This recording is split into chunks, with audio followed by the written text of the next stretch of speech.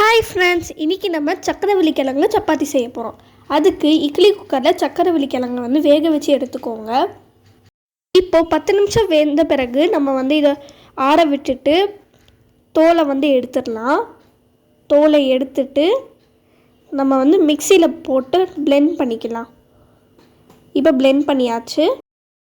இப்போது பிளெண்ட் பண்ணி வச்சதை நம்ம ஒரு பவுலில் எடுத்துகிட்டு அது கூட 1 கப் கோதுமை மாவு, கொஞ்சமாக கொத்தமல்லி, அதுக்கப்புறமா 1/2 ஸ்பூன் உப்பு, 1 ஸ்பூன் ஜீரகப்பொடி சேர்த்துட்டு 1 டம்ளர் தண்ணி சேர்த்துட்டு நல்லா பிசைஞ்சு எடுத்துகிட்டு வரலாம். மாவு இந்த பதத்துக்கு பிசைஞ்சதும் நம்ம இதில் ஆயில் ஸ்ப்ரெட் பண்ணிவிட்டு ஒரு 15 to 20 மினிட்ஸ் நம்ம மூடி வச்சிடலாம். 15 மினிட்ஸ் கழித்து நம்ம இதை பாலாக உருட்டிட்டு சப்பாத்தி மாதிரி செஞ்சு எடுத்துக்கலாம்.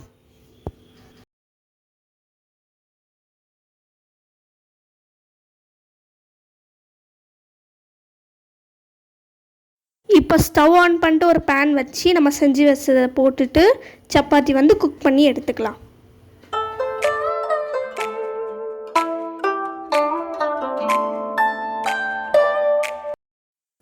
இப்போ பாருங்கள், 2 சப்பாத்தியுமே நம்ம குக் பண்ணி எடுத்தாச்சு. இது ரொம்ப சூப்பராக இருக்குது. இதுக்கு சைடிஷாக எதுவுமே தேவையில்லை போல இருக்குது. அப்படியே சாப்பிட்டாலும் ரொம்ப சூப்பராக இருக்குது.